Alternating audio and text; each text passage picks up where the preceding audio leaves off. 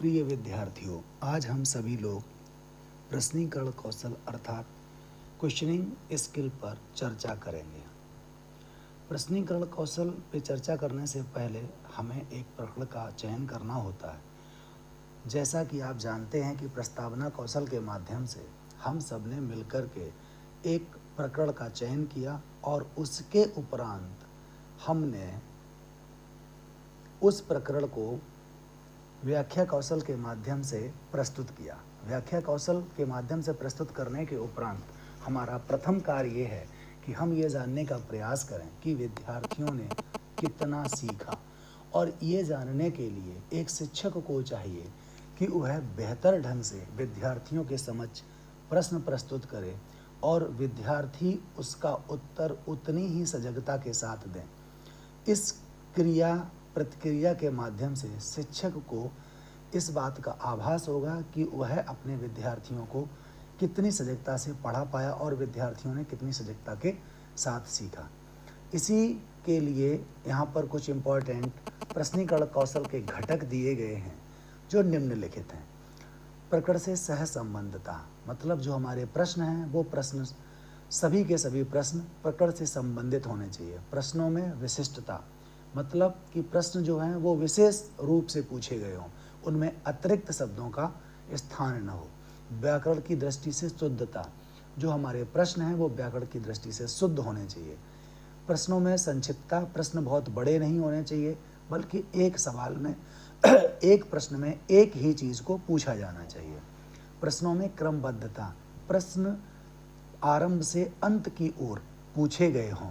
प्रश्न पूछने में समय अंतराल, अर्थात एक प्रश्न को पूछने के बाद बच्चों को 10 से 15 सेकंड का समय दें, जिससे वह अपनी बात को सोच समझकर प्रस्तुत करने योग्य बन सकें और आसानी से अपनी बात प्रस्तुत कर सकें।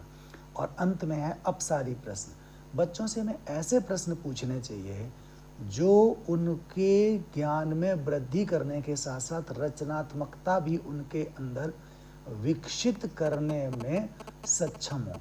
यदि एक शिक्षक के द्वारा ऐसे प्रश्न पूछे जाते हैं तो उससे ऐसा आभास होता है कि विद्यार्थी ज़्यादा ज्ञानार्जन कर पाएंगे और ज़्यादा बेहतर उत्तर दे पाएंगे। इसके साथ ही प्रश्नों का चयन करने के समय या प्रश्नीकरण कौशल में ध्यान रखने योग्य कुछ महत्वपूर्ण बातें हैं।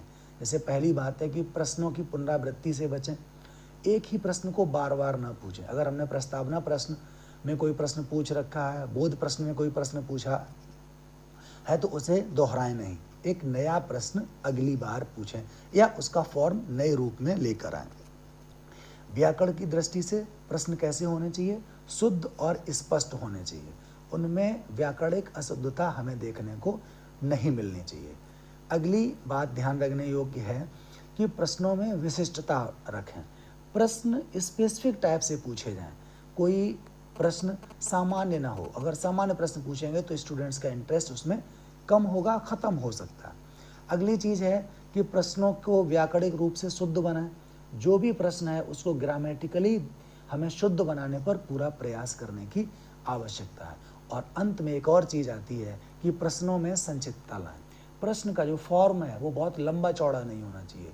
छोटे से प्रश्न के रूप में हम प्रश्न अगर प्रस्तुत करेंगे तो हम मानेंगे कि विद्यार्थी बेहतर तरीके से उसका आंसर एक शब्द में या एक सेंटेंस देने में प्रयास करेंगे, जो विद्यार्थियों की दृष्टि से अच्छा होगा और उससे समय की बचत होगी तथा स्पष्ट प्रश्न होने के कारण विद्यार्थी आसानी से अपनी बात को हमारे सामने प्रस्तुत कर पाएगा, जिससे एक शिक्षक विद्यार्थियों के ज्ञान का वास्तविक रूप में जांच कर पाएगा और पता लगा पाएगा कि विद्यार्थियों ने हमारे द्वारा जो व्याख्या की गई थी, हमारे द्वारा जो टॉपिक पढ़ाया गया था, उसको कितना सीख पाया है। अब इसके आगे हम और थोड़ी सी बात करेंगे कि जो ये प्रश्न हैं, प्रश्न को पूछते समय हम इतनी तेज़ आवाज़ रखें कि हम सभी बच्चों तक आसानी से अपने प्रश्न को पहुंचा सकें। अगर हमारी आवाज़ कक्षा अनुरूप नहीं है तो विद्यार्थी हमारे सवाल को, हमारे प्रश्न को ठीक से सुन नहीं पाएंगे और इससे उन्हें उत्तर देने में कठिनाई होगी। अब हम बात करते हैं कि प्रश्नीकरण कौशल का प्रारूप क्या होगा। तो तो सबसे पहले हम क्लास में जाने के उपरांत स्टूडेंट्स का संबोधन करेंगे, गुड मॉर्निंग क्लास आदि आदि से। उसके उपरांत हमारा कार्य होगा कि हम विद्यार्थियों को बेसिक एंट्रीज ब्लैक बोर्ड पर करने के बाद कहें कि प्रिय विद्यार्थियों, आज हम इस विषय से संबंधित कुछ प्रश्न पूछेंगे। उनके जिसको उत्तर आते हैं वह अपना हाथ खड़ा करते हुए उसके उत्तर बताने के लिए हमें बोलेंगे। हम फिर सामान्य रूप से विद्यार्थियों से प्रश्न पूछेंगे और जैसा कि यहाँ पर आप देख रहे हैं, और उन प्रश्नों का एक एक विद्यार्थी से उसका उत्तर प्राप्त करेंगे। तो यहाँ पर आप देख रहे हैं कि जो मॉडल बनाया है मैंने, उस मॉडल में बेसिक एंट्रीज, दिनांक, विषय, अनुभाग, कक्षा, उपविषय, प्रकरण आदि सारी चीज़ें आप बेसिक एंट्रीज की जो हैं वो ब्लैक बोर्ड पर करेंगे। और उसके बाद में फिर विद्यार्थियों से एक एक सवाल पूछेंगे, और जब तक सवाल का आंसर आपको सही नहीं मिलता तब तक आप बच्चे से रिपीट करते हुए वो सवाल दूसरे और तीसरे बच्चे से भी पूछ सकते हैं। इससे आपकी क्लास के अधिकतम बच्चे की जो नॉलेज है, जो उसने सीखा है, जो ज्ञानार्जन किया है, उसका मूल्यांकन करने का आपको बेहतर अवसर प्राप्त होगा। और इसके बाद फिर आप सभी प्रश्न पूछने के बाद में विद्यार्थियों से फीडबैक प्राप्त करेंगे कि जो आपने प्रश्न पूछे हैं वो मूल्यांकन के घटकों के आधार पर कितने सही थे। और जो विद्यार्थी आपको सुझाव देंगे या जो आपके सुपरवाइजर सुझाव देंगे, उन सुझावों को आप अगले प्रकार जब अगली बार आप प्रश्नीकरण कौशल पढ़ाएंगे तो उसमें उनको सुधार करते हुए लेकर आएंगे।